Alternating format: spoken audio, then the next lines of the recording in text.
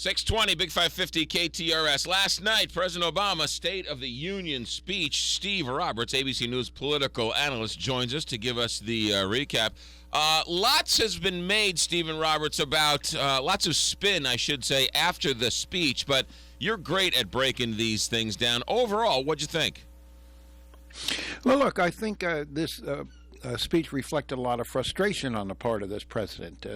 Let's remember he came into office saying he wanted to work with Republicans and break down some of the partisan lines. That has not happened. He's failed at doing that by and large. Occasionally there's been some bipartisan cooperation. There was a spending bill financing the government a few weeks ago that passed with bipartisan majorities, but by and large, a lot of his initiatives have been thwarted, and even when he succeeded, it was often along partisan lines. Let's remember Obamacare passed without a single Republican vote, McGraw.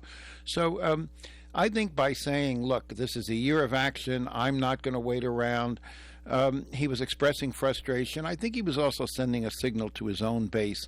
I'm not going to let those Republicans push me around. But from a practical point of view, there's actually not many things he can do on his own, McGraw. He's getting quite a bit of criticism for saying that he's going to do what he can on his own. It sounds to me like Clinton said that, Reagan said that, both Bushes said that. It seems like what presidents say when they can't get anything through both houses.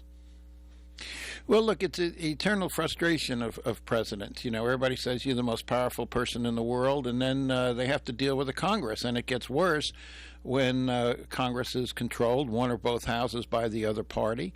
And it's always much easier in Washington to stop something than pass something. And this president has been very frustrated. You look at an issue like increasing unemployment compensation or extending the insurance benefits. You got over 1 million, maybe 1.5 million people whose benefits ran out in December. You know, everybody says that these are people who deserve help, many of them, including one woman who was in the gallery last night that the president talked about. These are hardworking people. They're not sitting on their couches and just popping bonbons. They desperately want work, can't find it. And yet the Congress and the president can't find a way to pay for that bill, and these Americans languish without these benefits. So you can understand the frustrations. But you're right. Every president at some point throws up his hands and says, you know, I got to go around Congress because, as I say, it's always easier to stop something. Reagan was the best in using the guests in the gallery. How do you think President Obama did last night? Well, I think this is one of the strengths of Barack Obama. He has a lot of weaknesses as a president. But one of his strengths, McGraw, is he's a wonderful storyteller. This has been true about him since he entered public life. Let's remember his own autobiography, Dreams from My Father, helped project him into the national spotlight. He's able to use his own story, Michelle's story, his daughters, his mother, and stories of ordinary Americans to crystallize issues. In that sense, I thought he was pretty effective. I mentioned the woman who lost her job and is suffering without unemployment. He used another woman who now has health insurance as a result of Obamacare. It was an affecting and I thought powerful story. And certainly at the end, when he paid tribute to the brave soldier who had been grievously wounded, and that was the one bipartisan moment where people in both parties stood up and cheered, but they were cheering America. They weren't cheering the president or the Democrats. So I think on that score, this president comes close to Ronald Reagan as an effective storyteller. Frankly, McGraw, it's one of the reasons he beat Mitt Romney, who was never a very good storyteller. I'll tell you, I can't. I have a hard time keeping my eyes dry when he was talking about that soldier in his 10th deployment who went above and beyond the call of duty. I have a hard time keeping a dry eye when I hear stories like that. Well, you know, I think it's very important to understand that the ability to tell stories is central to political leadership. You have to be able to personalize and crystallize. And look, this shouldn't be a surprise. In all of our traditions, our ethnic traditions, our faith traditions, McGraw, we all tell stories, whether they're fables or catechism or Bible stories or sagas or Greek myths.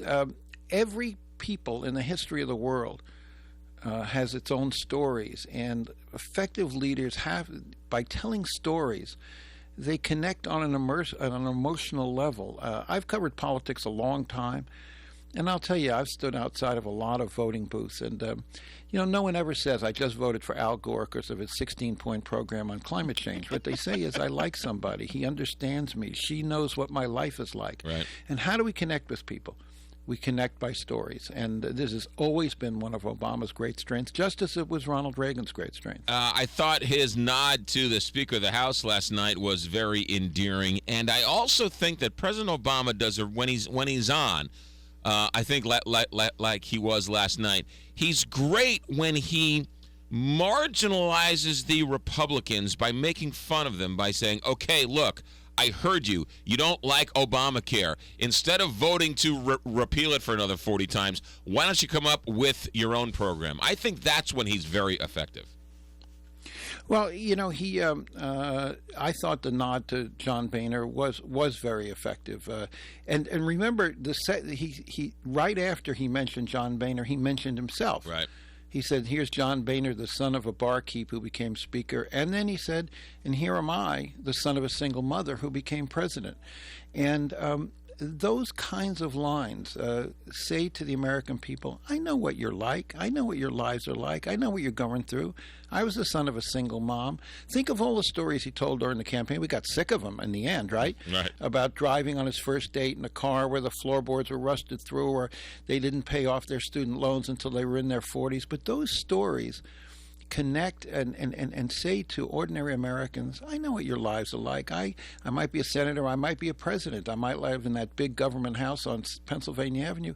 I still haven't forgotten what your lives are like. And Americans really need to know that their presidents have some sense of who they are. This was always one of Mitt Romney's biggest problems, McGraw, because having grown up in a life of privilege and detachment, he was never able to find the language, find stories that said to Americans, I know what your life is like. Yeah, you know and, it's one of the reasons he lost. Brad, it's a great point, and you can look and you can weave that thread through all the recent presidents of the last 20, 30 years. They all had that ability to connect, whether you agree with them politically or not. Reagan had it, Clinton had it, the Bushes have it, and President Obama definitely has it. Brad Freeman, we're going to leave it there. We're short on time. Have a good day. Thanks for checking in.